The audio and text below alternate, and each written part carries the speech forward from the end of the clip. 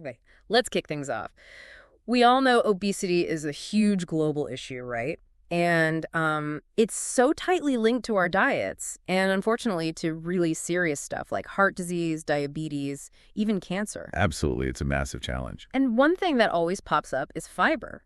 You know, how eating more fiber seems to be linked to lower risks. It's interesting. It really is. And that actually ties into some pretty exciting new research coming out of Japan we're going to talk about today. Right, a potentially new angle on managing weight. Exactly. There's a study just published in Cell Metabolism.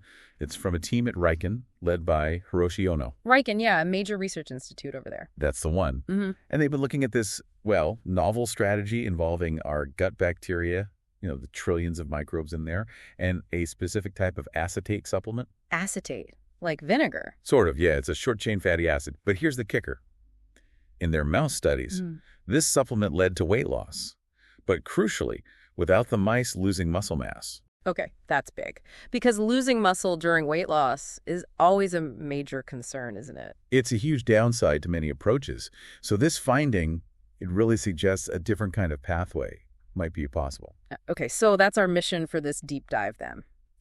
Let's really get into this research, understand what they found, and what it could potentially mean for the future of weight management. And health in general, really. Definitely. So we're talking gut bacteria, specifically a group called Bacteroides, you said. Yes, Bacteroides seem key here. And this specially designed acetate supplement they developed, called AceCel. AceCel. Got it. So maybe let's start with the background, the fiber connection you mentioned earlier. Good idea. So when we eat fiber, our own bodies can't really digest it much. It makes its way down to the large intestine mostly intact. Right. It survives the journey. Exactly. And down there, our gut bacteria get to work. They ferment it. Like little chemical factories? You could say that. And this fermentation process produces various byproducts. Acetate is one of the main ones, these short-chain fatty acids. And that acetate can then influence our metabolism. That's the link, yes. It gets absorbed and can affect various processes in the body. Okay, so fiber feeds the bacteria. Bacteria make acetate. Acetate influences us. But you mentioned variability. Right. The amount of acetate someone produces from fiber, well, it can vary quite a bit. It depends on your specific gut microbiome. Everyone's mix is different, and naturally what kinds of fiber you're eating. Makes sense.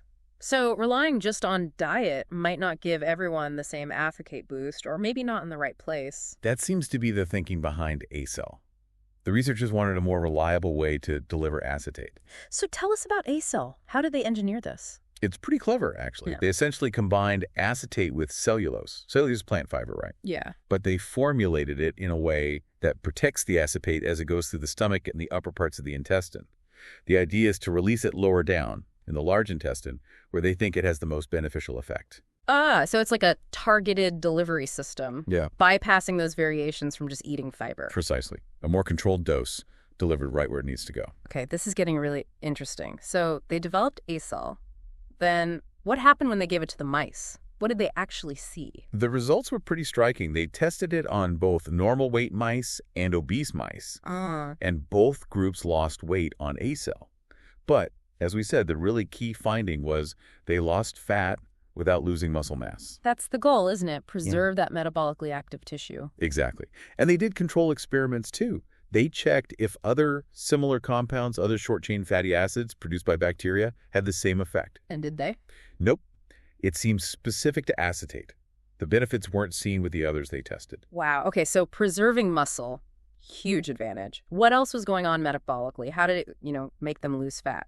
Yeah, they looked into that. They found some really interesting metabolic shifts. When the mice were resting, the ones getting AceCel started burning more energy from fat stored in the liver and less energy from carbohydrates. So shifting the fuel source. Kind of, yeah. It actually mimics some aspects of like fasting or being on a ketogenic diet. Right. Your body is pushed towards using fat for fuel. Fascinating. And you mentioned earlier they also saw changes in the gut bacteria themselves. They did. They noticed an increase in the population of those Bacteroides bacteria in the mice that received AceCel. Right, the Bacteroides connection. So it wasn't just the AceCel working alone. The bacteria had to be involved. That seems absolutely crucial. And they designed experiments specifically to prove this link. How did they do that? Well, first, they used germ-free mice. Mice raised with absolutely no gut bacteria at all. Okay, a clean slate. Exactly. And when they gave AceCel to these germ-free mice, nothing happened. No weight loss, no metabolic shift. Whoa. So the bacteria are definitely necessary. Definitely. Then they tried another experiment. They colonized mice with specific gut bacteria, but not Bacteroid species. And gave them AceCel. Yes. And again, no effect. Okay, really isolating the role of Bacteroids here. Precisely. But then, when they took mice and colonized them with certain Bacteroid species and then gave them AceCel, The effect came back. bingo, they saw the weight loss and the fat reduction again. They even pinpointed, I think, 3 specific Bacteroid species that worked in synergy with the AceCel. That's incredible detective work. So it really is a partnership. The AceCel provides the acetate, but you need the right Bacteroids there for it to actually work. That's exactly what the evidence points to. So what's the thinking on how this partnership works? What's the mechanism causing the fat loss? The proposed mechanism is, well, it's quite neat. It seems the combination of the delivered acetate and these specific Bacteroids leads to an increase in carbohydrate fermentation in the gut. Wait, increased fermentation. So the bacteria are processing more carbs? Yeah, it sounds a bit strange at first, doesn't it? But think about it this way. The bacteria are essentially consuming more of the dietary sugars before the host, the mouse, or potentially us, gets a chance to absorb them fully. Ah, okay. So less sugar actually makes it into the mouse's system. That seems to be the idea. The bacteria are taking a bigger cut first. This reduces the amount of sugar available for the host's body to process and store. So the body then has to turn elsewhere for energy. Exactly. It has to rely more heavily on burning its stored fat. Yeah. And less sugar means less gets stored as glycogen in the liver too. The net result is reduced body fat. It's almost like the gut bacteria are acting as gatekeepers for some of the sugar we eat when paired with this acetate. That's a good way to put it. It shifts the body's energy balance. That really does kind of flip the script on simple calorie counting, doesn't it? It's about how the energy is processed. It highlights the complexity, for sure. The microbiome's role is clearly huge. Did the lead researcher, Hiroshi Ono, comment on the bigger picture? He did. He really emphasized the urgent need for better ways to tackle obesity, given its global impact. And he pointed to this acetylated cellulose, AceCel, as having, real potential. Potential not just for treatment, but maybe prevention. Yes, that was a key point. He talked about its potential to modulate the gut microbiome in a way that could actually help prevent obesity from developing in the first place. That would be a paradigm shift, moving from management to proactive prevention. A really significant goal, definitely. So naturally, the big question is, will this work in humans? What are the next steps? Human trials. That's the immediate focus. They need to confirm first that it's safe for people, and then, of course, whether it's effective. Makes sense. You can't just jump from mice to people. Absolutely not. But if those human trials pan out, if they show positive results, Then what?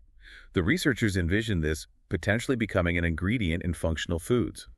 Everyday foods designed to provide a specific health benefit. So you might be able to say, eat a certain type of yogurt or bread that contains this AceCel to help manage or prevent weight gain. That's the long-term vision, yes.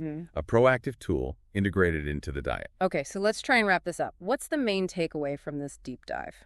I think the core message is this really fascinating interplay they've uncovered.